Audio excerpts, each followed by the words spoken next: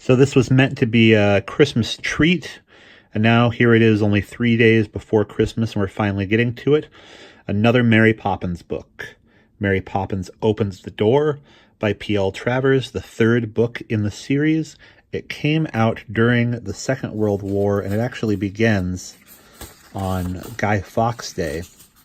And Guy Fawkes Day was not celebrated in England during the war, and I want to read you before I start the book what P.L. Travers had to say about Guy Fawkes Day. Note: the 5th of November is Guy Fawkes Day in England. In peacetime, it is celebrated with bonfires on the greens, fireworks in the parks, and the carrying of guys through the streets. Guys are stuffed straw figures of unpopular persons, and after they have been shown to everybody, they are burnt in bonfires amid great acclamation.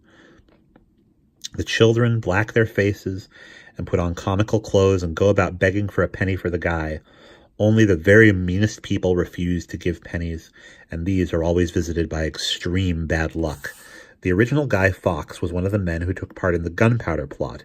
This was a conspiracy for blowing up King James I in the Houses of Parliament on November 5th, 1605. The plot was discovered, however, before any damage was done. The only result was that King James and his parliament went on living, but Guy Fawkes, poor man, did not. He was executed with the other conspirators. Nevertheless, it is Guy Fawkes who is remembered today, and King James who is forgotten. For since that time, the 5th of November in England, like the 4th of July in America, has been devoted to fireworks. From 1605 till 1939, every village green in the shires had a bonfire on Guy Fawkes Day. In the village where I live, in Sussex, we made our bonfire in the vicarage paddock. And every year, as soon as it was lit, the vicar's cow would begin to dance.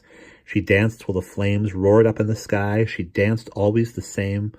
The vicar would have no milk for his breakfast. It is strange to think of a simple cow rejoicing so heartily at the saving of Parliament so many years ago.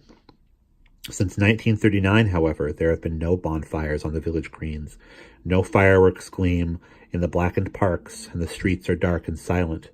But this darkness will not last forever. There will someday come a 5th of November or another date, it doesn't matter, when fires will burn in a chain of brightness from Land's End to John O'Groats. The children will dance and leap about them as they did in the times before. They will take each other by the hand and watch the rockets breaking, and afterwards they will go home singing in the houses full of light. So I am excited to start this book with you, and I will see you in Chapter 1.